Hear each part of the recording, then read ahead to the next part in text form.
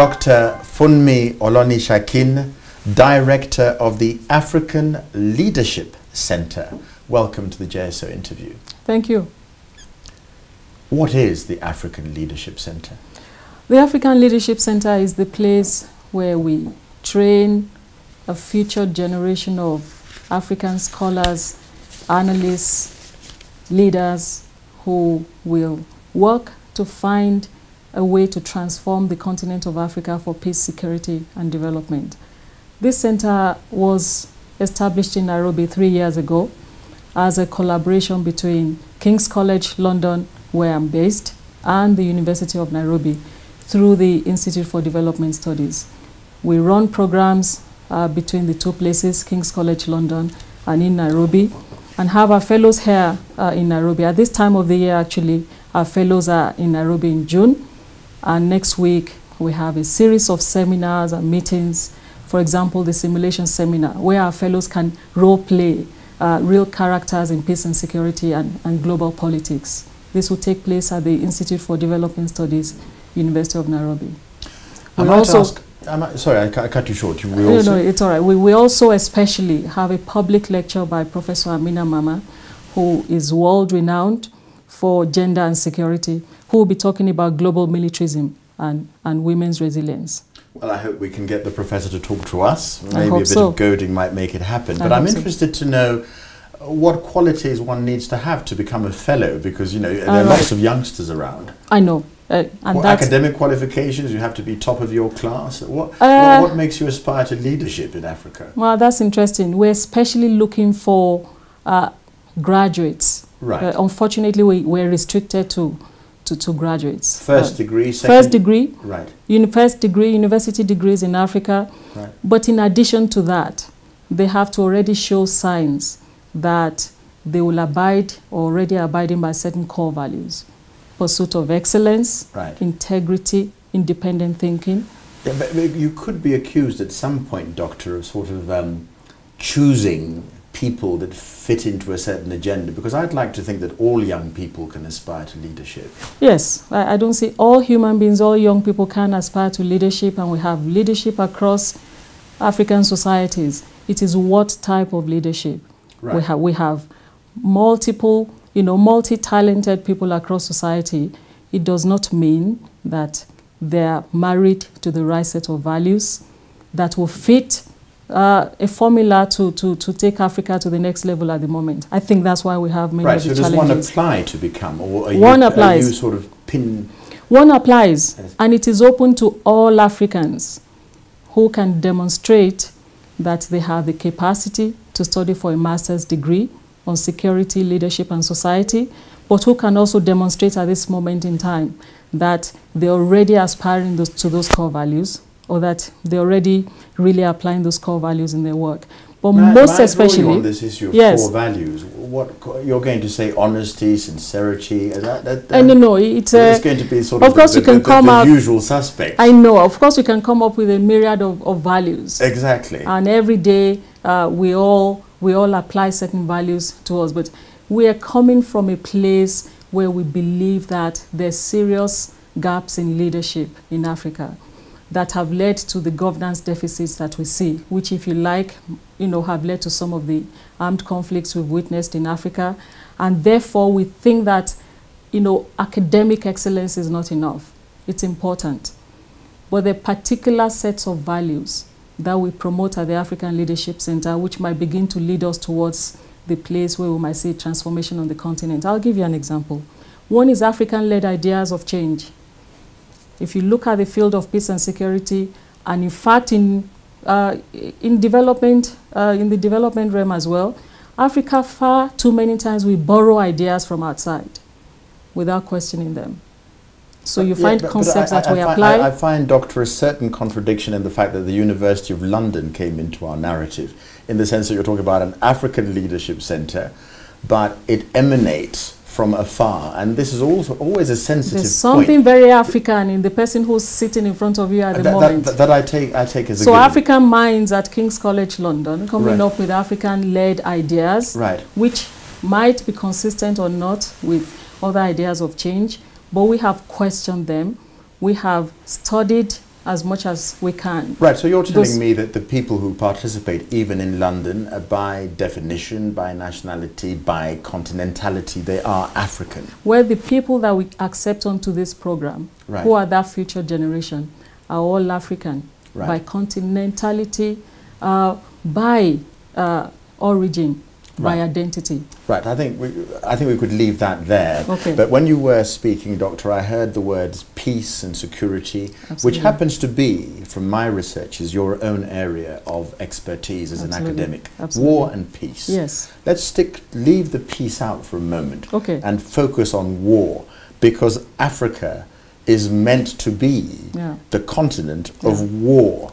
And this has been our label, our moniker now for at least a century. Absolutely. Is it going to remain our label, war? This is the continent to find war and relish it? It's up to us. It's up to us as Africans. And the reason why we set up the African Leadership Center is precisely to deal with this label, which has retarded the continent for several decades, despite the wealth of endowment, the endowment that we have in natural resources, in human, capacity. We are the slowest continent on the development curve, largely because of the conflict situations of armed conflict that we have on the continent. And we don't have to stay that way, really. And what we argue for is that we need a critical mass of Africans who are thinking differently about the solution to these problems. Once you have that critical mass, dealing with all the challenges and all the obstacles, or if you like, the causal factors all these years, it's a next step, it's an important next step. I think that at the moment, we don't have a fighting chance to deal with those issues if we don't start applying ourselves critically to the challenges in front of us. May I take you back, critical thinking, to a recent, there are lots of wars, but let us take you to the situation in Libya with the ouster of Muammar Gaddafi. Yes. The situation in Mali, we read, for us journalists, this idea of Timbuktu, the ransacking and everything.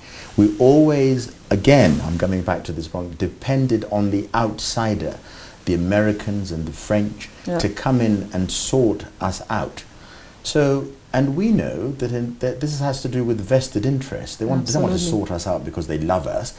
They might wish to sort us out because so many inches below the sand there's a year's supply of crude oil. So what are the critical African minds doing like your own? Well, like mine, I mean, you'll find my analysis on this, sort of issues. I've tried to air my opinion around this, and in the work that I do on a day-to-day basis, these are things we're trying to apply ourselves to. But we cannot deal with these issues with Libya or Mali, or indeed, if you like, the DRC or Sudan in isolation. We argue that there's structural factors that have caused this. The reality of international politics and international relations is that outsiders will always have an interest. They promote those interests first before anything else. It's rare to find a solely benevolent form of intervention. So if you take in Mali, for example, the nature of the threat in Mali was such that it had already spread beyond, if you like, that particular region. It has implications that if you left Mali to its own device, they may not be able to contain what was happening in terms of terrorist networks and so on. And the challenge in Mali is that we failed to deal quickly with the problem in Mali, which was a societal problem, a structural problem, one in which the people of Mali could have had conversations about their situations and resolved the crisis long before it got that way. But I dare say that there's a leadership vacuum on the continent of Africa in terms of ideas to deal with our challenges, in terms of the interests of the ruling elite to act in good time. So you don't have in many parts of Africa ruling elites that are willing to take their mutual situation and that of the society, with society. This is criticism of your own, I dare say, President Goodluck Jonathan, with the Boko Haram. I read news stories about Boko Haram. Vacuum of leadership, it's got everything to do with religion, it's got everything to do with the boundaries that were left behind by the colonialists. Whom are we to blame? I mean, if somebody My sees, if I see myself as belonging to a part of the country and I want to be a fanatical religion is my pursuit, shouldn't I be left alone to do it instead of critical minds like yours telling me what I ought to be doing? It's not that easy as long as we have a conversation about it in the terrain that we both live. Coming back to Goodluck Jonathan. Yes, do comment. My personal opinion, really, it's not about singling out Goodluck Jonathan, but I argue very strongly at this point in time that there's a leadership vacuum. Both, what does that mean? I will come back to it. Both in Nigeria and on the African continent in terms of finding leading voices and leading ideas that will change our common situation. And when I say there's a vacuum, it's not about well-intentioned individuals staying in power, and I'm not talking about political power only, I'm talking about the whole strata of society. Good intentions are not enough, but they're a good start. We have to move beyond individual and group interest and political agendas to actually look at the situation at hand. We've had many, many situations on the continent of Africa that we've never had common conversations about. You see a complete vacuum when it comes to common conversations between leaders and the people that they preside over. Right from independence, if you can name me one country, for example, where you think that society had a large, robust conversation about the terms on which they will live together. If you could name one or two, you possibly couldn't name three. In Kenya here, you just started having your own conversations a few years back. The referendum is a good, is a good indicator of it. But in the vast majority of African countries, you do not have national conversations between those who are governing and the people they're governing about the terms. So if somebody suddenly runs amok and says religion would determine, it's no wonder that is happening. In a place where you feel you're not part of a conversation, you do not feel that you belong, you start looking for all sorts of secondary factors. Right.